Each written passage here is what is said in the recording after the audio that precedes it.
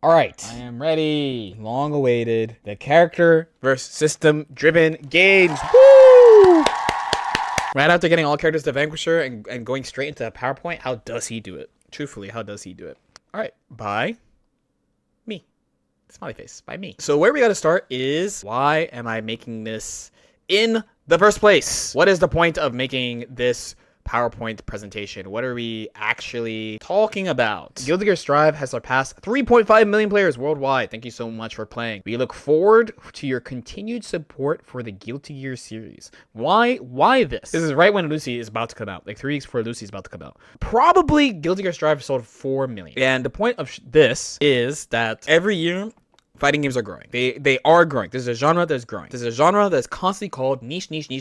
Never gonna be like X. It's never gonna be like Fortnite. It's never gonna be like Roblox. But this is a genre that's growing. But I picked Guilty Gear Strive specifically because the question that some people have is at what cost? This is the EVO Japan 2026 entries. This is from about a month ago.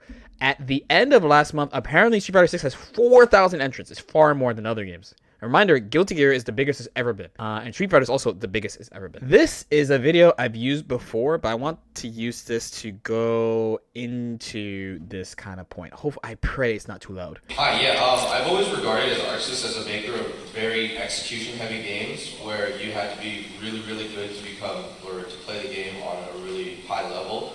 So I was wondering why Blaze Blue is so new-friendly. Okay. Oh wait, let him cook. Like beginner mode and stuff. I mean like the game itself, specifically like the really new friendly things like being able to hold down a button for 5 frames and have the input still be there. We constantly hear about how they are dumbing down fighting games, right? For the sake of accessibility to get people into the genre. This clip that you just saw, this is from 2010. So this is from 16 years ago. It's an old clip. And even then, they're having this discussion of how they fucking dumb down fighting games. And in fact, fellow fighting game content creator I Heart Justice just made this post. Basically an article about this topic. Give it a read if you have time. I read this personally and I had to step away from it and read it again to like kind of collect my thoughts, because this type of thing is always, I don't know, it's just one of the things I go to. It's like one of the things I talk about a lot and I think about a lot. And one of the most important things for what he's talking about is the concept of character-driven games versus system-driven games. Ba-da-doom! This thing. Yay. Character-driven versus system-driven. Before we actually start, though, why should you listen to me in the first place? Who am I to comment on something like this? I am a long-time competitive fighting game player, right? Here you go.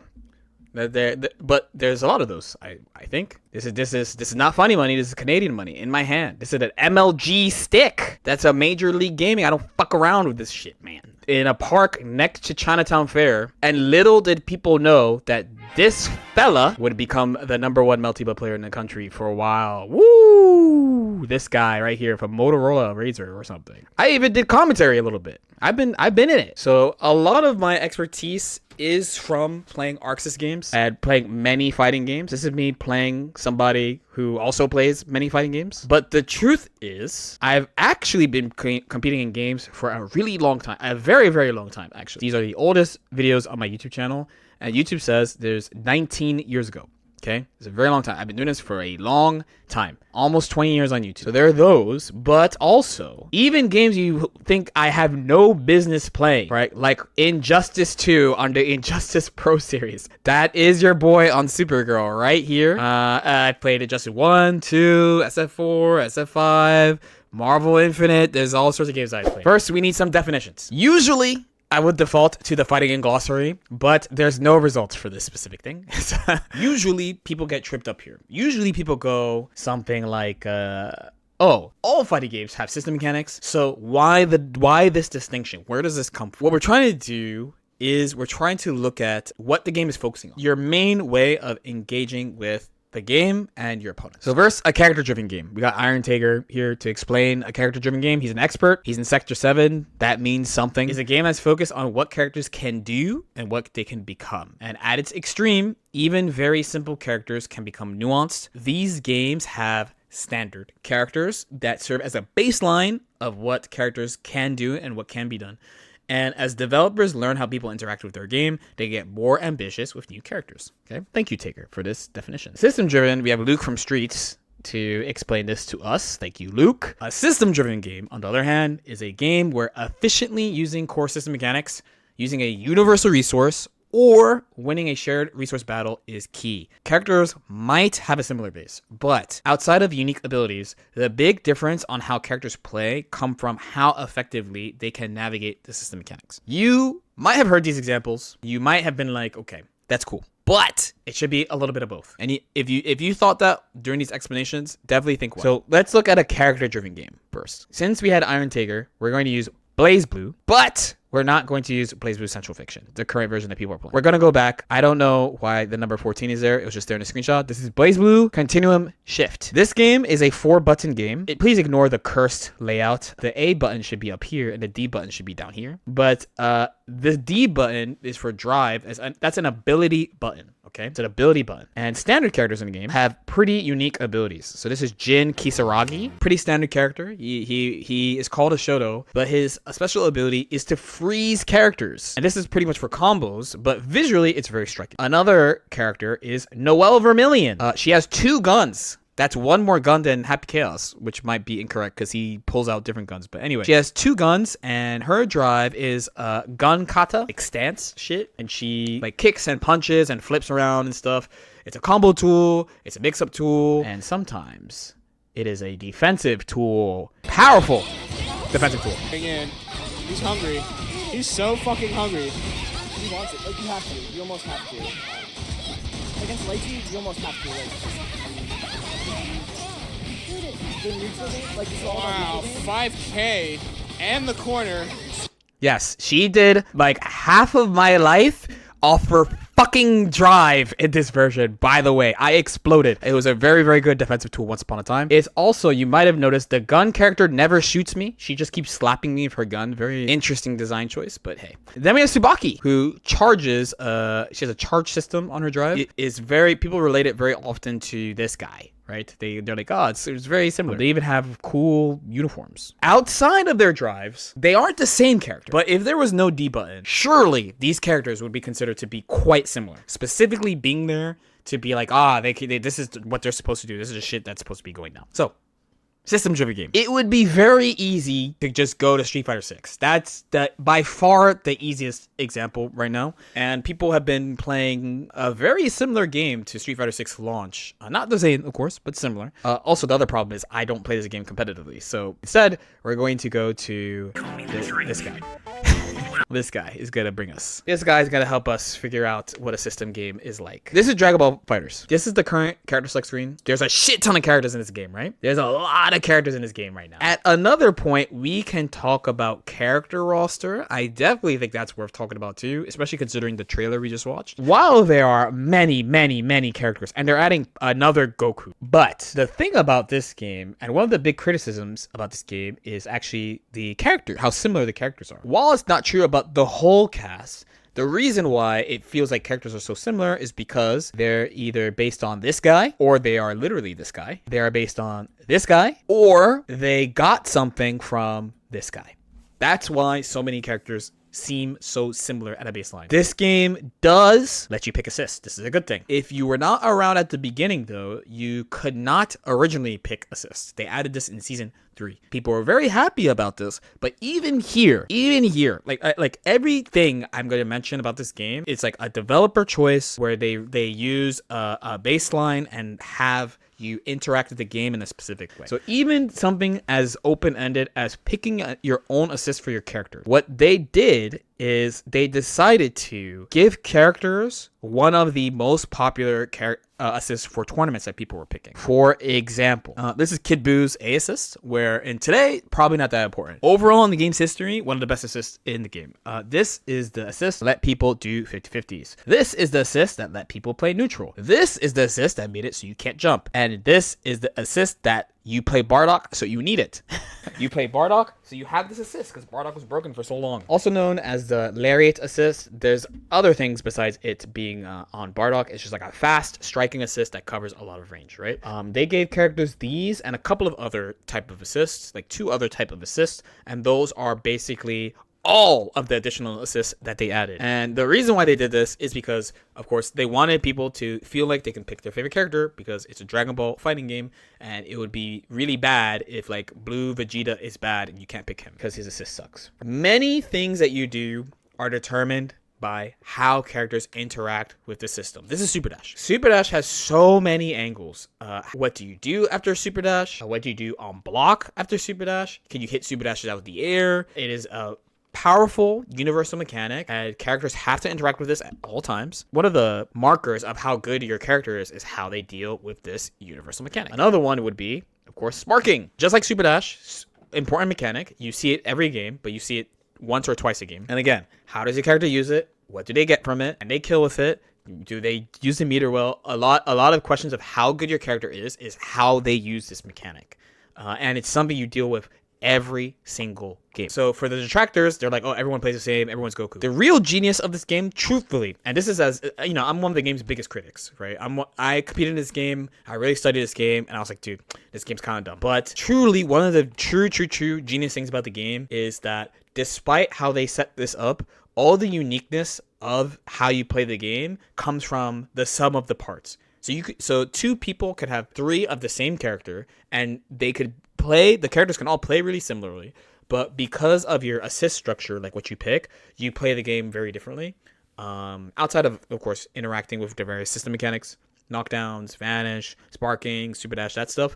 And you'll have a very different experience from other people. Now, we need to go back a little bit. Don't fighting games have a bit of both? Isn't it like some part character, some part system? It's not like there's a game that's pure system. Usually people, when you ask the question, right, you go, what do you like more? Someone will say, oh, I like a character-driven game more. I want to like lab characters and stuff. But the question really is, why not both? Because fighting games, it's both. I want to next go through a couple of examples of games, because what I just now was like talk about the character-driven aspects of a game specifically and the system-driven aspects. So let's look at a couple of games as a whole. So first, boom, the OG. So we're going to look at Super Turbo a little bit. So the characters are pretty simple in this game, right? And this game also is the baseline for archetypes in fighting games in general. Character types that exist in many fighting games. The thing is though, system, even all the way back here, system does play a part in this game. I think most people would say this game is a character-driven game. Like definitely a character-driven game. But, for example, you have this. Can you guess what I'm about to talk about? This is a look at the screen test. I see a Ken. Ken has super, yes. So they added super and you can pick old characters. So there's half the cast essentially has a different version than the actual Super Turbo version. And the characters, it's not just they don't have supers, they're just different. Like old Sagat is not the same as Super Turbo Sagat. Old Ken is not the same as Super Turbo. Another example is not all characters have holds. So some characters have throws, some characters have holds. We're going to use this as an example.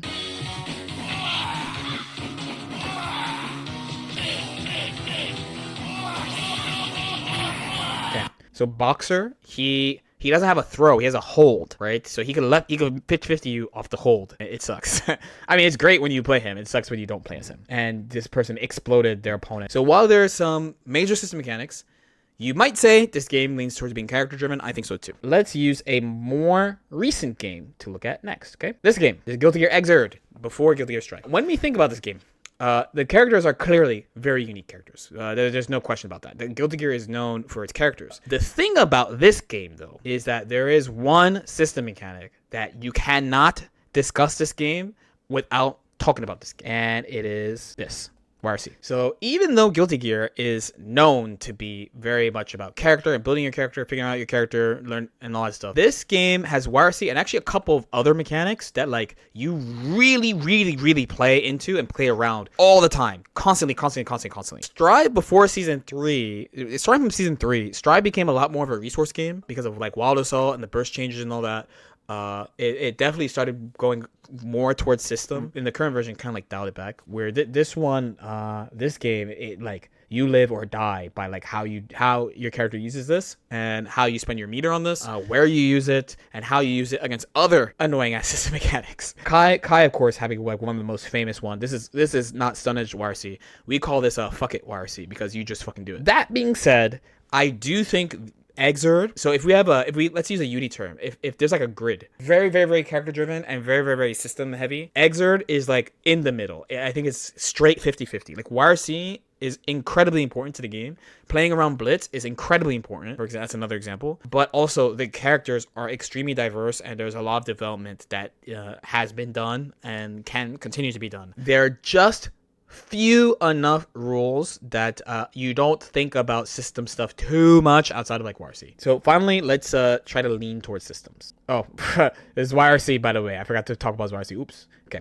We gotta talk about this guy. I didn't want to go back here. I wanted to use another game, but this, at least in my competitive experience, this is the game by far the number one game I played in tournaments. That is by far the most system heavy, system focused, rules focused game. Is this game. Not only is it about the game, like the game's universal systems, but also that this game has had a lot of rules added over the years to make people play a certain way. That's a really big part of system games too. Let's start with a classic necessary evil. El enemigo. This is the enemy. So once upon a time, you used to be able to do reversals into assists. Okay, you call Yamcha, and this combined with how annoying the knockdown system is and the universal parry reflect was incredibly obnoxious. Okay, incredibly obnoxious. They nerfed this, rightfully so. And they made it so that you cannot call an assist after exiting block stun or hit stun for 25 frames. Another thing that they did, they tried to help some characters that people really love and think are friendly and cool. An example of a friendly, cool character that everybody loves, and I personally really enjoyed playing, is the legendary Super Saiyan. If you weren't around for these times, they called him Z Buddy because he was everyone's friend, including mine. Very good friend to me. Very cool character. Very sick character. Very well-designed character. Now, there was a perception that characters that were tall were weak because they were exposed to more mix-ups more often. So they made a change that made it so you could not do rising overheads. So you couldn't like do a jumping aerial, like go up and have that be an overhead. They made a lot of mix-ups weaker over the years because they only wanted you to do guaranteed mix-ups with specific characters in specific situations. An example of them doing this is this move. This is Rebellion Spear, aka Lariat, but the up version, the medium version. Originally, once upon a time, that shit had no landing recovery. So you would do it, and you recover in the air, and you could do air dash high or land low. They took that away. It's a very common.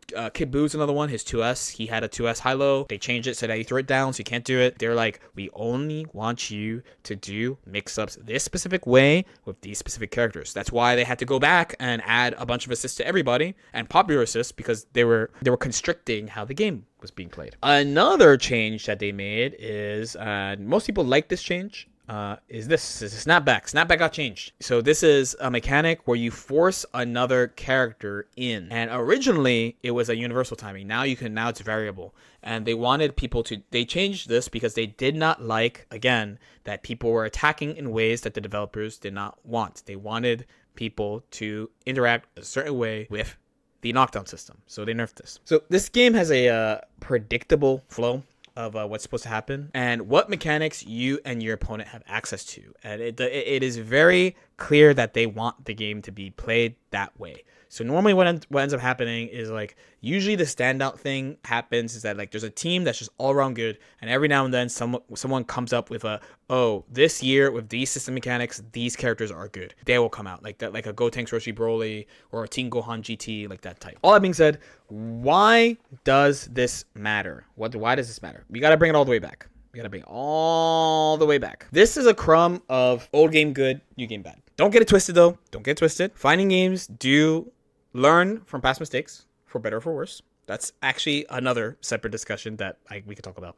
But this discussion is really important because it tells you what the game is asking from you. And this is pretty important when a new game comes out and when you listen to people talk about a game in general. We're back on BlazBlue here because games that are being... This is a game that I said is more character-driven. These games are looked at as being pretty scrubby and pretty basic initially. A simple character can seem powerful very quickly and dominate, and cries for balance will come through. All you do with this character is poke with this. All you do is do this overhead, and it does so much damage. This overhead does so much damage. All you do is go to Bloodcane and run it back and do all this damage with easy-ass combos. But here's the thing. Here's the thing. Over time, these games get nuanced. They become more developed, updates, balances, and new versions with new mechanics and new characters. Start filling out the roster, right? We went from here with 12 characters to here. This game, I believe, has more than 30 characters. This is BBCF. This is where BB ended, and this is what, when people say BB, this is what they think. This is what they think when they think of BlazBlue. With all these things, the player has a lot of choice, which is good, and a lot of ways to engage with the game, both with the characters they play and the characters they play against. And these games live or die by how they tweak characters, because they don't often update system mechanics in games like this. Okay. Really, the perception of the game very mostly comes from how they update characters. It is difficult because it has to be just enough. You have to have a really good sweet spot to get a good audience. Because if they go too far, if you go a crumb too far... What? I know I get anything out of it for free. Can you? Yeah. Who's who? Still game one? No, what's that? Have you found the evidence yet? I'm still looking. You're still looking for this evidence? I'm looking the videos now because it's not playable. I think game one's over. Yeah. We're gonna crack Kusoge. Go too far and you get Kokonoi. But if you don't go far enough, people are gonna say the game's boring. For being free. You gotta squint a little bit. Hold. It means I've surpassed Kakun. I've stepped onto the realm of gods. So Kakun's not a god. But okay. Whatever. I'm just a bad player. Kirasime plays Ragnar, and he is an 800 PSR Ragnar, and he doesn't know the Hasenberg though. Yeah, he doesn't know, like, it looks like he's one of the people that's just gotten as far as he has on ridiculous... Look how excited they sound playing the game. They don't sound excited at all. People thought this version was very boring and too balanced. Games that lean more towards being system-driven have a unique problem, because unlike the character-driven games, where people are like, it's scrubby, the show doesn't do good, blah. These games are looked at as being initially complex and very rewarding. Character complaints will be ever present. They'll always be around. People will find a way to complain about character. Trust me, I'm good at it too. I do this shit too. But most of the focus will go towards learning how to interact with the system and situations you can optimize system mechanics, right? And the problem ends up coming that after a while, once people have their hands on the game, they will be like, if this then that, because of system, and they'll pick the characters that interact the best with the system or break the system straight up. They don't have to play the game, that type of shit. These games live or die by updates to the system. The goal is to have you play in this box, and a lot of the changes they'll make is to encourage people to play a specific way. This is me. Actually, it's not me. It's Spider-Man. The thing is, this is how we feel once we get the last version, because these are the gold standard. These are the gold standard games. These are the way we remember the games. This is like Street Fighter Third Strike, Ultimate Marvel, BBCF, Exert Rev 2.1, like every last version of the game. Everyone's like, oh man, it's so sick. They're so happy playing. They have to start somewhere and build. They start somewhere. They pick lean one way or lean another, and they build towards that thing. After all the feedback, after all the matches, after all the tournaments, after all the nationals, and they get to that last, they're like, this is it. Here you go. This is it.